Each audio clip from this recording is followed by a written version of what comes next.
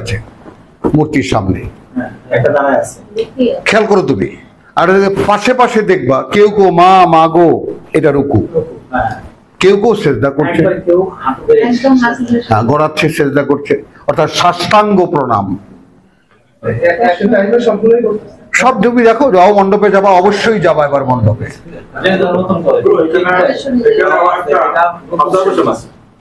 হলো পৃথিবীতে এখন যে সমস্ত ধর্ম আছে যতই বিকৃত হোক, এই মূলে তো তারা তৌহিদী ছিল, আসমানি কিতাব ছিল তাদের।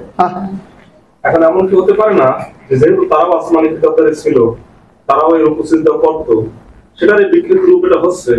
সুতরাং হিন্দুরা রূপ চিন্তা করে বলে আমরা এটা বাদ দেবো বা এটাকে হিন্দু বলবো, এটা ঠিক? আচ্ছা ঠিক আছে, এখন বলি, খেয়াল করো, এখন তুমি এটাকে জীবন্ত করো। থাম্বা কিন্তু সকলে শুনেছো মানে মাহাদির প্রশ্ন যে আমরা যে পরিত্যাগ করবো এটা কি ঠিক? কিন্তু যেহেতু এটা পরম্পরা সাজানো, উত্তরটা আগে বোঝো। প্রথম উত্তর হলো এটা পরম্পরা সাজানো, দাঁড়াবার প্রস্তুতি, মানসিক প্রস্তুতি, দাঁড়ানো, তাকবীরে তাহরিম, একটা সমস্ত আসনগুলো নির্দিষ্ট, উচ্চারণ করো সকলে, আসনগুলো নির্দিষ্ট। যেহেতু আসনগুলো নির্দিষ্ট, সেই জন্য নামাজ এখন হয়ে গেছে আসন প্রধান।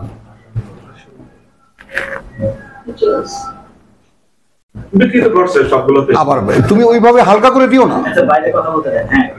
হালকা করে দিও না। মানে আমরা রাখবো, মনে করো এই নামাজ যদি রাখি, আমরা ত্যাগ না করবো, আমরা রাখবো। কি করে রাখবো? আমি সারা জীবনের নামাজি মানুষ, সারা জীবনের না, সারা রাত নামাজ পড়া মানুষ আমি। খেয়াল করো, সেই মানুষটা এখন নামাজে দাঁড়িয়ে 20 বছর চেষ্টা করেছি এর মধ্যে প্রাণ প্রতিষ্ঠা করতে। প্রাণ প্রতিষ্ঠা বোঝো, মানে যা বলি তা আমি বুঝি কিনা সঙ্গে সঙ্গে সাইমালটেনিয়াসলি মোস্তাক ভাইকে দিয়েছিলাম কোর্স, যে আপনি শুধু এতটুকু যে যা বলেন তা আপনি শোনেন কিনা। আপনি মুখে যা উচ্চারণ করেন নামাজে দাঁড়িয়ে তা আপনি শোনেন কিনা। রাগ হয়ে লাল হয়ে গেছে 7 দিন 8 দিন পরে, এটা সম্ভব নাকি? এটা দেখো, তাহলে আমার মধ্যে এতটুকু আমি ইন্দ্রিয়গুলোকে এক করতে পারছি না। নামাজের ব্যাপারে কথাটা আন্ডার রেকর্ড, এটা তোমরা কেউ জানবা কিন্তু বাইরে বলবা না, নিজেরা জেনে নাও। কথাটা বুঝছো? আমি নামাজ পড়ি, হ্যাঁ, আমার কাছে মনে হয় আমি মন্ত্র পড়ে না যেরকম, হ্যাঁ মন্ত্র পড়ছি, মানে অর্থহীন। এখন যেহেতু, এক মিনিট, আমরা যেহেতু ধর্ম তো অর্থহীন চর্চা করে আসছি, এখন এখানে তুমি কিছুতেই এর তাৎপর্য বা অর্থ যুক্ত করতে পারবা না। এখন তুমি যখন কোরআন পড়েছো, সেখানে যখন কোরআন ক্যাটাগরিক্যালি নিষেধ করে দিয়েছে লা তাকরাবুস সালাত, মনে করো এই সালাত নামাজি, ধারে কাছেও এসো না যে পর্যন্ত তুমি বুঝতে না পারবে কি বলছো। ওখানে আনতুম সোকারা শব্দটিকে স্থগিত রাখো, ডাইরেক্ট মিলিয়ে দাও, লা তাকরাবুস সালাত হাত্তা তাআলামু মা তাকুলুন। এখন সুকারার ব্যাপারে তুমি হাজারো বিশেষজ্ঞদের মতামত হলো সুকারা মানে মেন্টালি ডিস্টার্ব, এবং মেন্টালি ডিস্টার্ব মানে এক কথায় অজ্ঞতাও মেন্টালি ডিস্টার্ব। তো যখন তুমি বুঝতে না পারছো what you are saying to home, don't come to pray. যদি বুঝে লাগাও, চেষ্টা করো। আমি তো অন্তত 20 বছর চেষ্টা করেছি, ব্যর্থ হয়েছি। যে আমি সূরা ফাতিহা পড়ছি, সাক্ষী দিচ্ছি, আমি 2 ঘন্টা পরে ধরেও 2 রাকাত, আমার মেয়েরা 1.5 ঘন্টা 2 ঘন্টা ড্যান নামাজে দাঁড়িয়েছে, বাবা এ তো 1 ঘন্টার আগে তাকে টাকা যাবে না, 2 রাকাত নামাজ। এটা শিখিয়েছিলাম যে দেখো নামাজকে জীবন্ত করা যায় কিনা। আমার বন্ধু বান্ধবকে বা মুরব্বীদেরকে বলেছিলাম দেখুন তো নামাজকে আপনি অর্থপূর্ণ করতে পারেন কিনা, ব্যর্থ।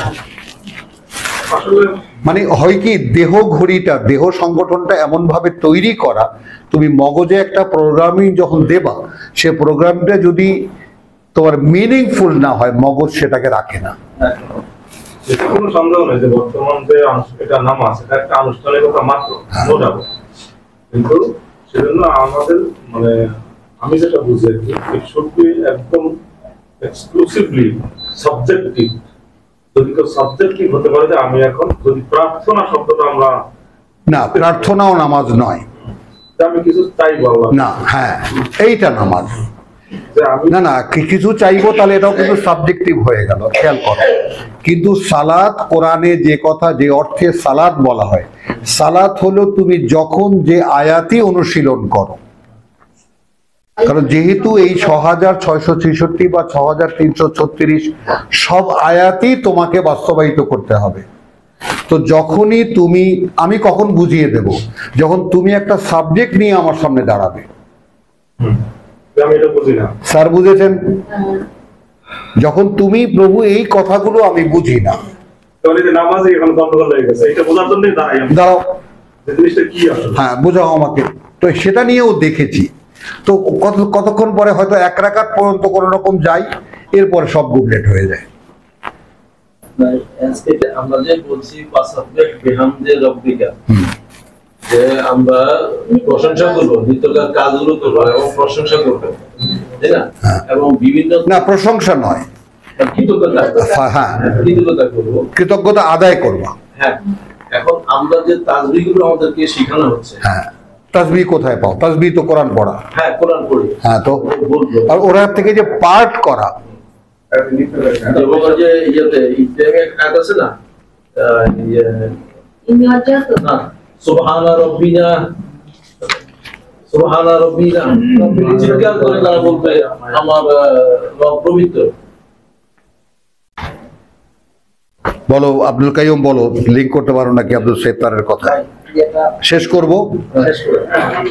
তোমার সূরা বাকারা, সূরা বাকারার যে ব্যাপারটা, এখানে তোমার আফাতুমিনুনা বিবাদিল কিতাব ওয়া তাকফুরুনা বিবাদ, কিতাবের কিছু বিশ্বাস করো, কিছু বিশ্বাস করো না। দেখো 85 বলছে ইয়াকে বনি ইসরাইলকে। তো আমরা কারা? তো আমাদের পাঠ্য, তুমি ওখানে মোল্লাদের মতো এইটা অমুককে বলছে, এটা তমুককে বলছে, তাহলে কোরআন আমাদের থাকে কি? কোরআন তো কিছুই থাকে না। হ্যাঁ, মানে আলটিমেটলি আমরাই করতেছি। হ্যাঁ, এখানে প্রত্যেকটা আয়াতই আমাদেরকে বলা।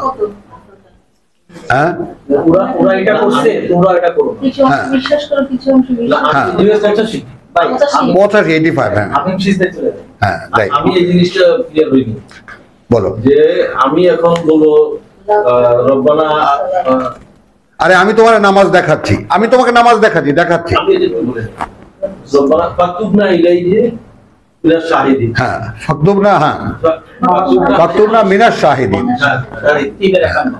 এটা তাহলে আমি কখন অনুশীলন করব, কিভাবে করব? কোনটা? এটা তুমি আকিমের সলাত আলী দুলুকে সব দাঁড়াও, সকালবেলা হ্যাঁ, আমি দাঁড়াবো। 1.5 ঘন্টা দাঁড়াও, হ্যাঁ দাঁড়াবো, দাঁড়াবা, আবার বিকালবেলা 1.5 ঘন্টা দাঁড়াও, দাঁড়াই বলবো। তার কি? দাঁড়িয়ে কি বলবো? এই 1.5 ঘন্টা হাতে কিতাব নিয়ে অনুশীলন করো, দেখো কিভাবে বরকত পাও তুমি। ওইটা কি শুধু প্রার্থনা না? আমি বুঝি যে আমি সাক্ষী এটা কি হলো? এটা কিন্তু শুধু প্রার্থনা হলো না, খেয়াল করবা কিন্তু এখন তুমি নামাজ খুঁজছো, পড়ো নামাজ। ওয়া আকিমিস সালাতা লিদুলুকি শামসি ইলা গাসাকিল লাইল ওয়া মিনাল তোমার ওয়া কুরআনুল ফজর ইন্না কুরআনুল ফজর কানা, তখন টিচিং হবে, যুক্ত হবে। বিকেলবেলা পড়াটা দিলে, সকালবেলা পড়াটা নিলে। ওয়া মিনাল লাইল ফাতাহাজ্জাত বিহি, ওই যে ধাক্কাধাক্কি করো সেটা নিয়ে হুমায়ুনরে বলে তো আমি ফাইসা গেলাম, হুমায়ুন ওইটারই ডেলিভারি দিছে। চেষ্টা করো। ভাই আমি সিজদা অনেক আলোচনা হয়েছে। কথাটা বুঝছো জিনিসটা? তো এখন এখানে জিনিসটা কি দাঁড়ায়, যদি দেখো কিয়াম, রুকু এবং সুজুদ, এই 3টি কথা সাজিয়ে বলতে আল্লাহ কোনো অসুবিধা ছিল না। কেন বলেননি আল্লাহ? এক জায়গায় বলেছেন ওয়ারকাউ মা রাকিন, কি এখানে 90, তোমার 85। আফাতুমিনুনা বিমাসখানে আফাতুমিনুনা বিবাদিল কিতাব ওয়া তাকফুরুনা বিবাদ ফামা জাযাউ, কথা বুঝতে, তাহলে কি হবে পুরস্কার? মাইয়া ফালু যালিকা মিনকুম ইল্লা খিজিউন ফিল হায়াতিদ দুনিয়া। তুমি আল্লাহর প্রত্যেকটা আয়াতের আক্ষরিক বাস্তবতা পৃথিবীতে দেখো, মুসলমানদের চাইতে লাঞ্ছিত কোনো জাতি এখন পৃথিবীতে নেই। আছে বলো? এর চাইতে ঘৃণিত কোনো জাতি পৃথিবীতে নেই।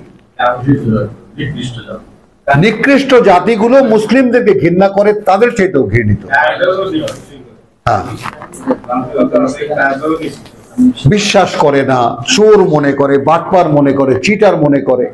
আমার নামের সাথে মোহাম্মদ ইসলাম থাকলে ভিসা দেয় না। হ্যাঁ, পাসপোর্টটা দেখলে কি না পারে। মানে আমার ছেলে লিফটে উঠেছে, একটা যুবতীও লিফটে উঠেছে, তো হাই হ্যালো করে নাম বলছে মুস্তফা, এই মুস্তফা বলছে ছিটকে মেয়েটা বলছে বাবা ওই লিফট খোলা থাকলে পড়ে যেত। আমি